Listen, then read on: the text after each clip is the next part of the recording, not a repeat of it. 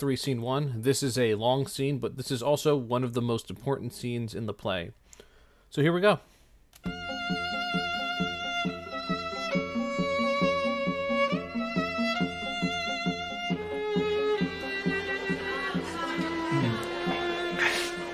I pray thee, good Mercutio, let's retire. The day is hot, the Capulets abroad, and if we meet, we shall not scape a brawl. For now these hot days is the mad blood stirring. Okay.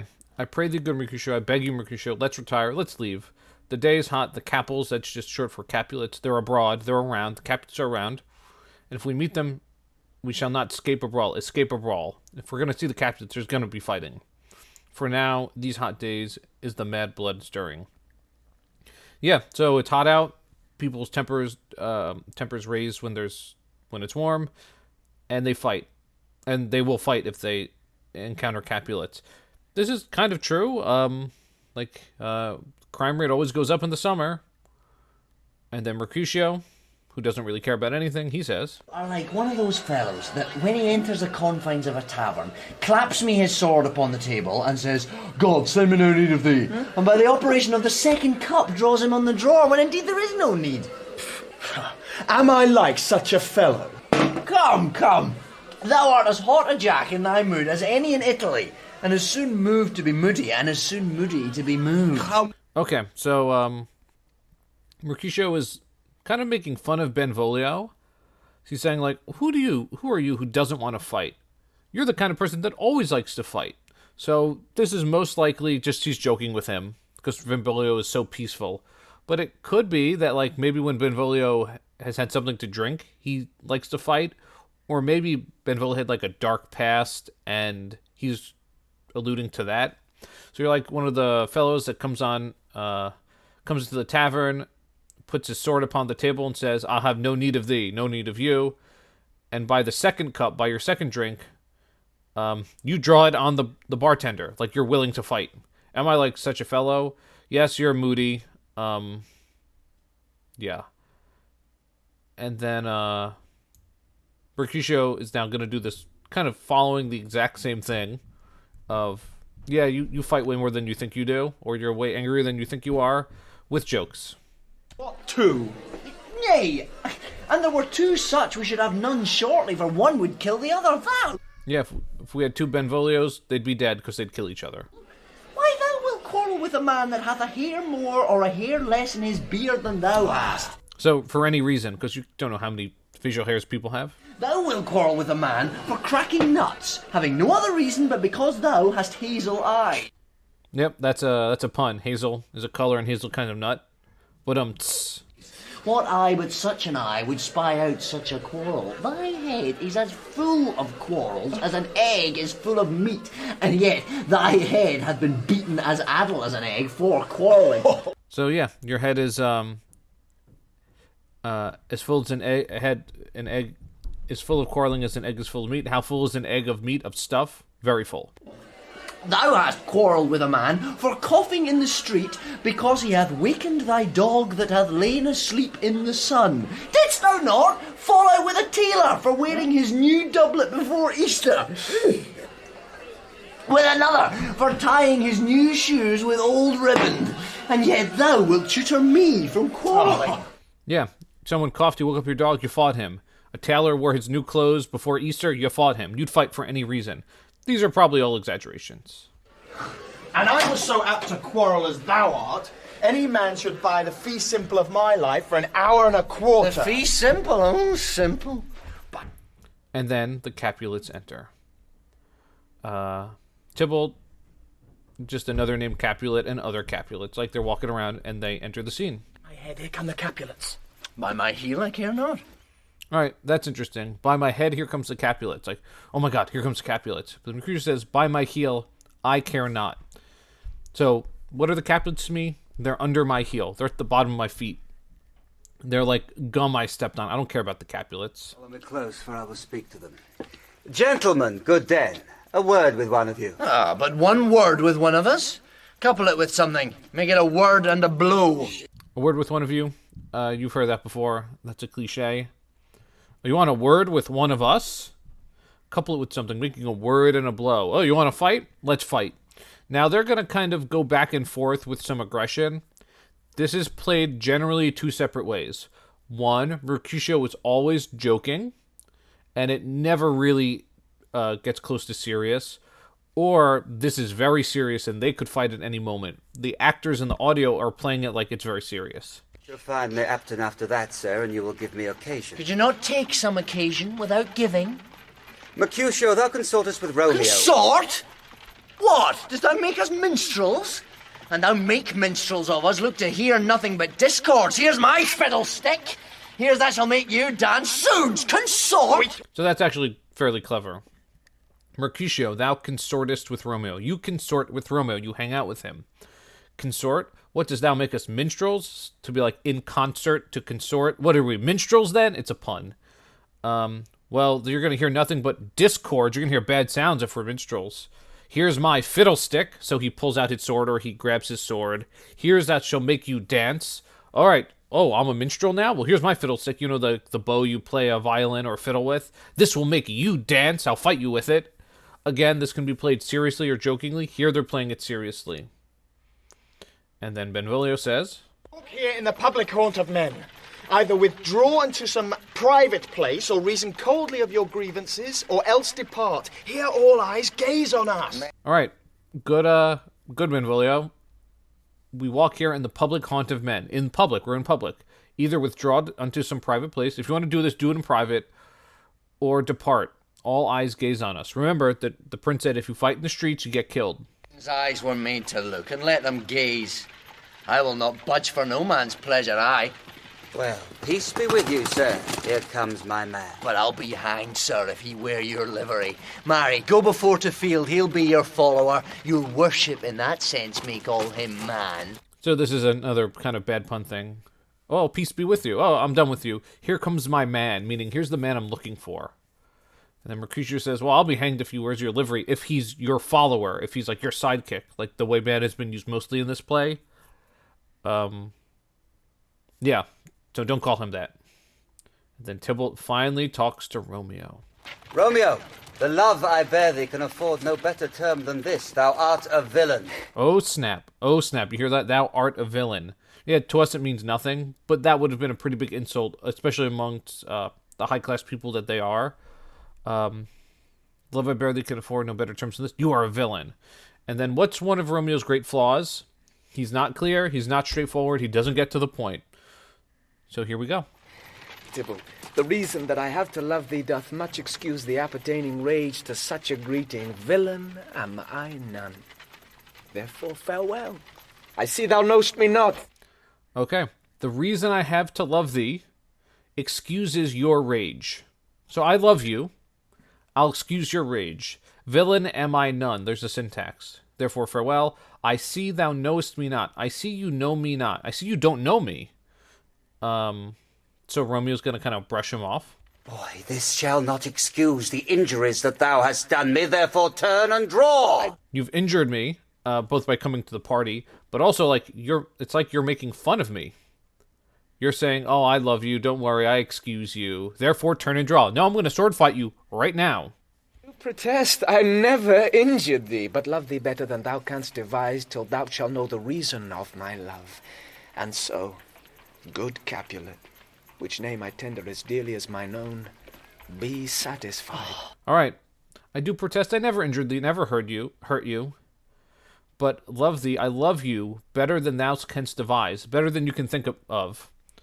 And until you know the reason of my love, because you don't know it yet. The reason is I'm married to you. We're family now. Or I'm married to the family, married to your cousin.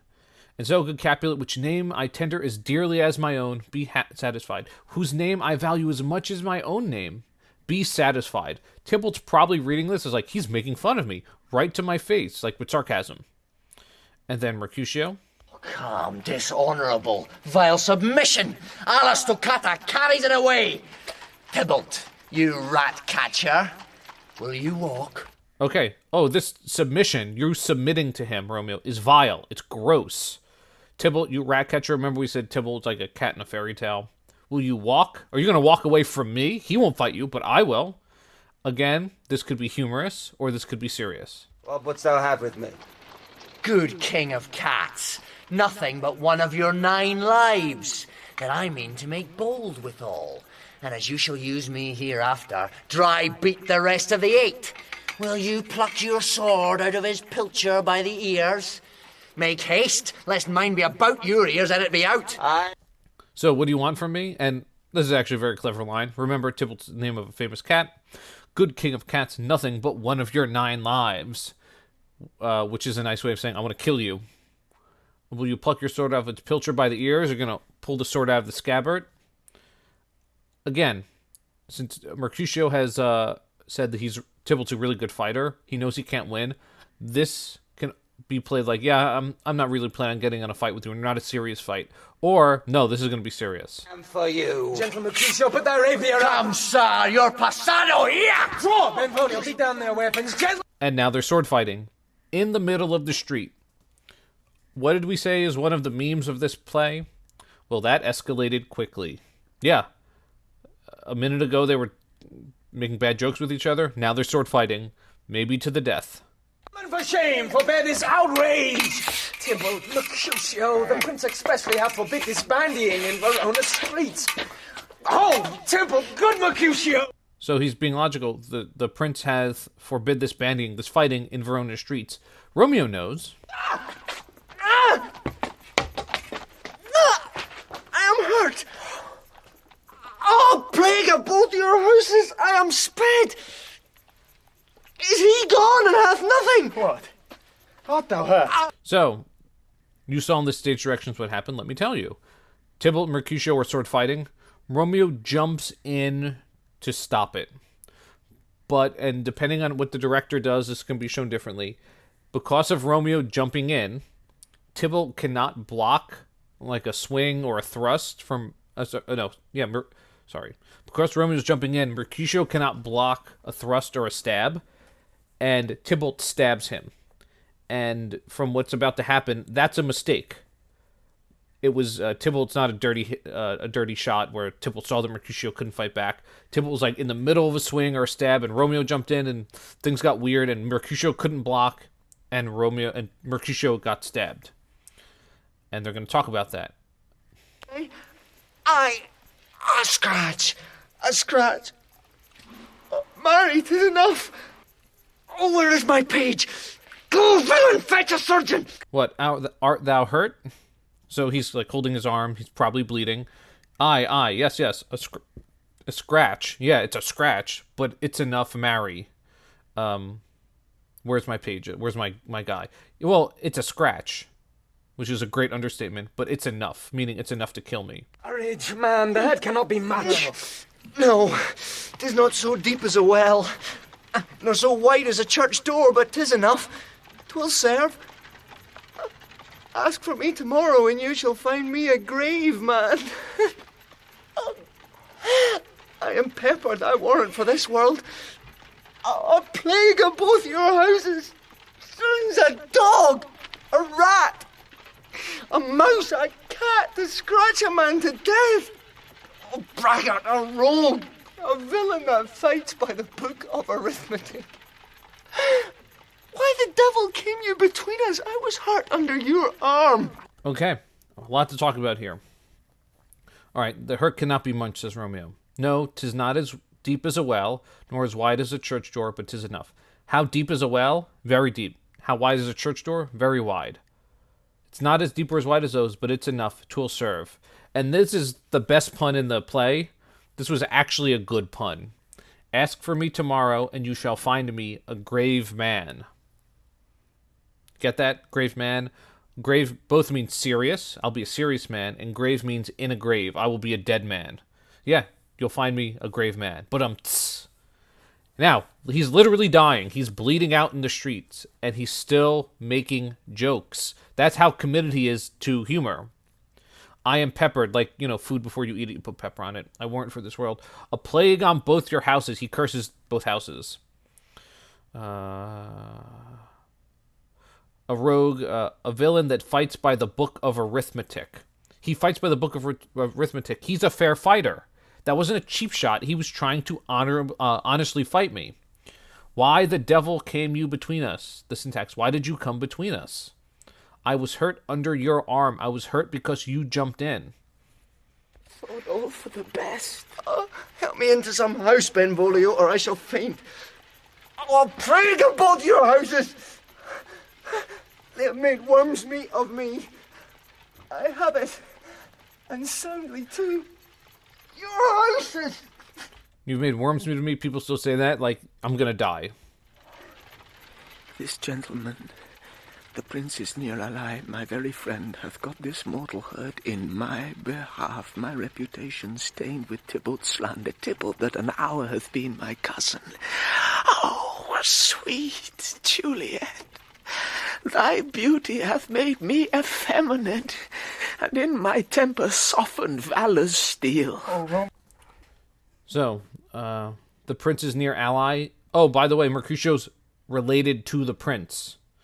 Got his mortal hurt in my behalf. He got hurt for me. My reputation is stained with Tybalt's slander. Tybalt called me out. I didn't fight. He fought for me. And now Mercutio's dead. My reputation is nothing now. Tybalt, that an hour hath been my cousin. 1 hour ago I married his cousin. And now he killed my best friend. O sweet Juliet, thy beauty hath made me effeminate. You've made me womanly, like a coward. And in my temper softened valor's steel. So yeah, I should have been, like steel. Strong. But I'm weak because of my love for you. Romeo. Brave Mercutio is dead. That gallant spirit hath espied the clouds, which too untimely here did scorn the earth. This day's black fate on mo days doth depend. This but begins the woe, others must end. Yeah. Mercutio's dead. He bled out just over there.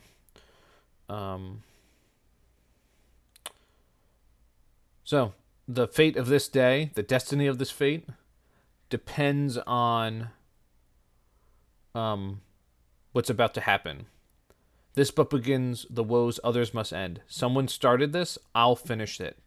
Now, not just literature thing, a real life thing. There are things called turning points, when things can never go back and be the same again. When we talk about Romeo and Juliet winding up, like, and they live happily ever after, this is not the turning point. Because as of right now, Romeo and Juliet can still get married with almost no complications. Let's continue. Tybalt enters. Here comes the furious Tybalt back again. Alive in triumph, and Mercutio slain. Away to heaven respective lenity and fire-eyed fury be my conduct now. Now, Tybalt, take the villain back again that late thou gavest me, for Mercutio's soul is but a little way above our heads, staying for thine to keep him company. Either thou or I, or both must go with him. Oh, some powerful words. Take the villain back that you gave me, for Mercutio's soul is a little way above our heads. Mercutio's soul is still floating, up to heaven. And you're going to keep him company. You're going to be dead too. Either thou or I or both must go with him. So either you or me or both of us are going to be dead soon. Thou wretched boy that didst consort him here shalt with him hence. This shall determine that. And then shout with him hence. You'll go with him. Then Romeo says, this shall determine that. So this is either this fight will determine that, or maybe he waves his sword at him. This sword will determine that. And then they start fighting. And remember, this is the cousin of his wife. No! Romeo!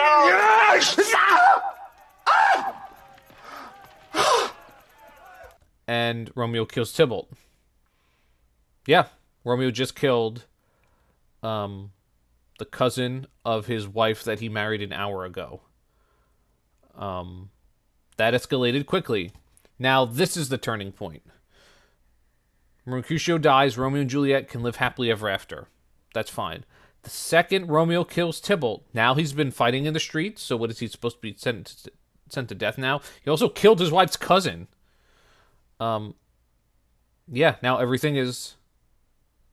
Okay, I'll talk about this now.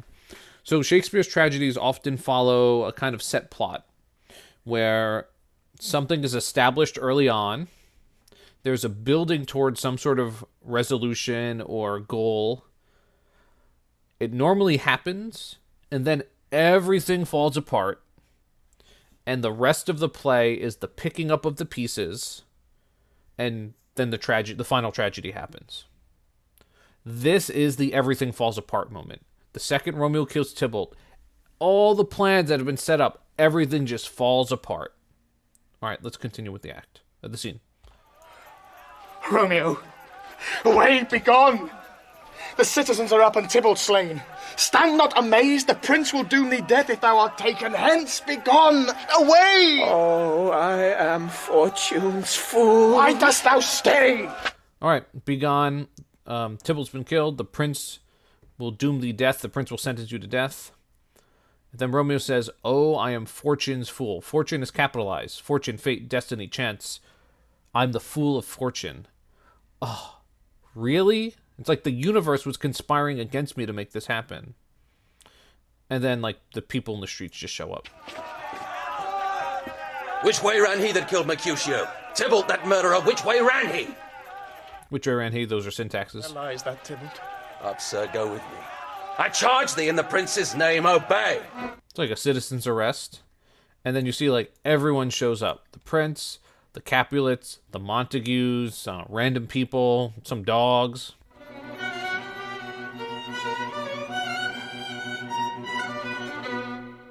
Where are the vile beginners of this fray? Oh, noble prince, I can discover all the unlucky manage of this fatal brawl.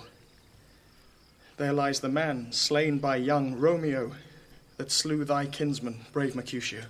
Okay. Who are the vile beginners of this fray? Who started this fight? And then Benvolio says, I could say everything. There lies the man slain by Romeo, and he slayed Mercutio. That is completely true. You know, Benvolio just does this often. He will just say what's true. Oh, my cousin. Oh, my brother's child. Oh, prince. Oh, husband. Oh, the blood is spilled of my dear kinsman.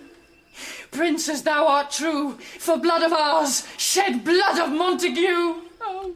Yeah, if you're true to your word, for blood of ours, for our blood, the Capulet blood, shed the blood of Montague. He killed one of us, you kill one of them. Any fault in the streets. Remember, you said, you get caught fighting in the streets again, you get killed. And you guys all have parents, and you know if they don't keep to their, you know, their decrees and they're not strong, you break the rules. Cousin. Benvolio, who began this bloody fray? Okay, so you can see that this is very long. Benvolio's going to sum up everything that just happened, and he's going to be very accurate. I probably won't stop and talk about this, or not do a deep analysis, because this is plot summary. He is slain, whom Romeo's hand did slay. Romeo that spoke him fair, bid him bethink how nice the quarrel was, and urged with all your high displeasure. All this uttered with gentle breath, calm look, knees humbly bowed, could not take truce with the unruly spleen of Tybalt, deaf to peace. So Romeo was talking nicely, Tybalt was deaf to peace. He didn't listen to the peace talks. But that he tilts with piercing steel at bold Mercutio's breast, who all is hot, turns deadly point to point. Point to point, they fought point to point with swords. And with a martial scorn, with one hand beats cold death aside, and with the other sends it back to Tybalt, whose dexterity retorts it. Romeo, he cries aloud, hold, friends, friends part. And Romeo jumps in. And swifter than his tongue, his agile arm beats down their fatal points, and twixt them rushes, underneath whose arm an envious thrust from Tybalt hit the life of stout Mercutio, and then Tybalt fled. But by and by comes back to Romeo, who had but newly entertained revenge, and to it they go like lightning. For ere eye could draw to part them, was stout Tybalt slain. And as he fell, did Romeo turn and fly. This is the truth. Or let Benvolio die. Okay. Killed Mercutio, Tybalt fled, and then when he returned, they went like lightning. They fought like lightning. For ere I could draw to part them, before I could part them, stout Mercutio was slain, Romeo fled, and this is the truth, or else let me die. And that all happened. And then Lady Capulet speaks, who was not there, let's remember. Lady Capulet, who, and this is, you're about to see one of the reasons I do not like the Capulet family. He is a kinsman to the Montague. Affection makes him false, he speaks not true. Some 20 of them fought in this black strife, and all those 20 could but kill one life. I beg for justice, which thou, Prince, must give. Romeo slew Tybalt. Romeo must not live. Excuse me, lady? Excuse me, lady? Alright, he's a Montague. Affection, his love makes him false. He speaks not true. Okay, you'd all automatically accuse Montague of lying. 20 of them fought in this black strife? And all those 20 could but kill one life? It was 20 versus 1, and it took all 20 of them to kill Tybalt? Are you kidding, lady? That's not even believable.